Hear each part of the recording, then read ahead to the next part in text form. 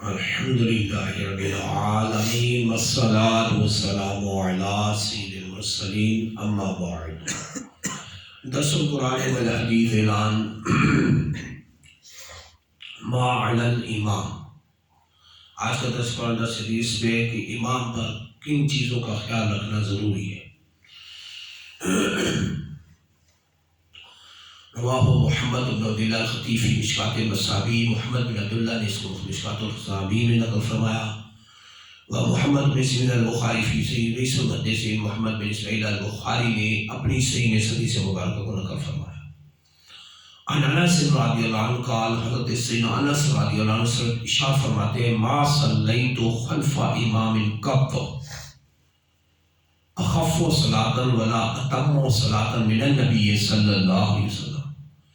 حضرت انس رضی اللہ عنہ فرماتے ہیں، میں نے کسی امام کے پیچھے نماز نہ پڑھی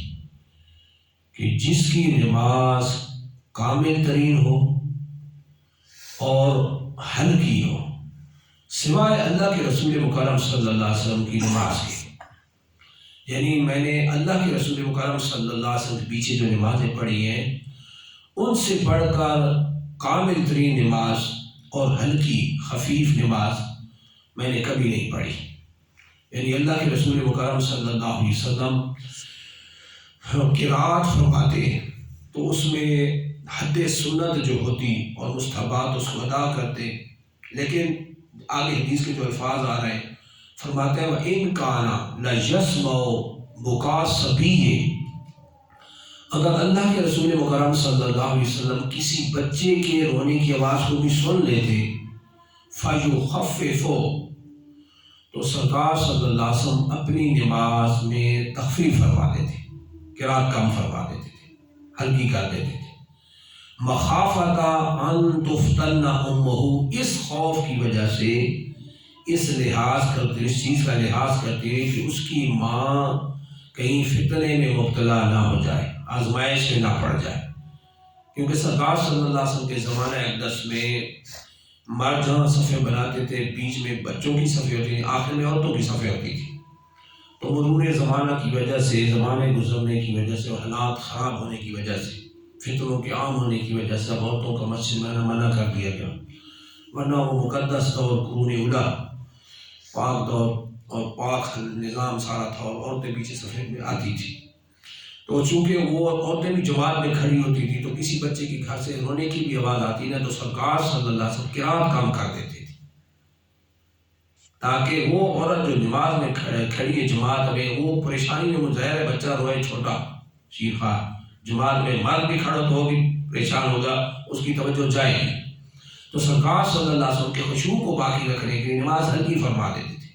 قرات جہاں طویل ہوتی تھی وہاں کم کر دیتے تھے، حد سنت کو باقی رکھتے اور سرکار صلی اللہ علیہ وسلم قرات کم فرما دیتے تاکہ اس بچے کی توجہ کی وجہ سے ماں کی توجہ اس کی طرف چلی جائے اور پھر خشوع نہ ختم ہو جائے۔ تو یہ سرکار صلی اللہ علیہ وسلم نمازوں میں لحاظ فرماتے تھے۔ شیخ فقیہ شاہ عبدالرحمن دہلوی جی فرماتے ہیں، اب بات یہ ہے کہ جب بھی امام قرات کرے تو اس کو پیچھے دیکھنا چاہیے، پیچھے کون کھڑے ہیں، صحیح جوان کھڑے ہیں، کڑیل جوان کھڑے ہیں، یا اندر بوڑھے بندے بھی کھڑے ہیں اور کمزور بیمار بھی کھڑے ہیں۔ ہمارے یہاں کیا ہوتا ہے، لوگ یہاں امام سے سیکھنے نہیں آتے، سکھانے آتے ہیں، یہ بھی المیہ ہے معاشرے کا۔ تو کئی بار ایسا ہوتا ہے کہ ہم مغرب کی نماز پڑھا رہے تھے، مغرب میں ہم ہلکی قرات کرتے ہیں، سورہ انا اعطیناک الکوثر، یہ تو حدیثوں سے بھی ثابت ہے، سرکار صلی اللہ علیہ وسلم آخر میں قل هو اللہ احد قل یا ایھا الکافرون یہ سورتیں پڑھتے تھے شام مغرب کی نماز میں۔ ادھر لوگ کیا ہوتا ہے، لوگ سکھانے آتے ہیں، وہ جی آپ نے اتنی ہلکی چھوٹی صورت پڑھ دی، بھائی آپ مجتہد ہیں یا آپ محدث ہیں، یا آپ پڑھنے ہیں یا سکھانے ہیں۔ ہمارے معاشرے میں یہ بھی ہوتا ہے، اور یہ آپ نے تو سورہ اللہ، بھائی نعوذ باللہ سورہ نہیں تو کیا ہے، قرآن کا ہی حصہ ہے، سورہ کوثر جو ہے قرآن ہی ہے، اور اس کو ہلکے پن پہ لینا دے تو اور گناہ گار ہو گئے۔ اور پھر یہ دوسرے کو کہنا، امام کو کہنا کہ آپ نے سورہ پاک کی جان چھڑا لی، یہ نعوذ باللہ پڑھنے نہیں آتے، یہ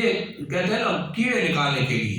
اور امام پہ اپنا پریشر ڈالنے کے لیے آتے ہیں، اور ان کو پتہ نہیں ہوتا کہ خود الف کا با نہیں پتہ، اور جو ایک بندہ پروسیس کر کے 10 سال کے کورس سے نکل کے اس نے زندگی کے 10 سال اسی میں وقت کیے تھے، اور اس نے باقاعدہ علم حاصل کیا جو مروجہ علوم تھے، قرآن حدیث تفسیر فقہ اصول فقہ وہ تو سب کو جان کے بیٹھا ہے، اور اس بیچارے کو نماز کے فرض کا بھی نہیں پتا، وہ امام کو کہتا ہے کہ آپ نے اتنی قرات کی تھی، آپ نے کم کر دی ہے، وہ جی ہم فلاں جگہ پڑھتے تو لمبی قراتیں ہوتی تھی۔ میں یہ سوال کرتا ہوں کہ اللہ کے رسول مکرم صلی اللہ علیہ وسلم کی قرات اور سرکار کا نمازیوں کا لحاظ رکھنا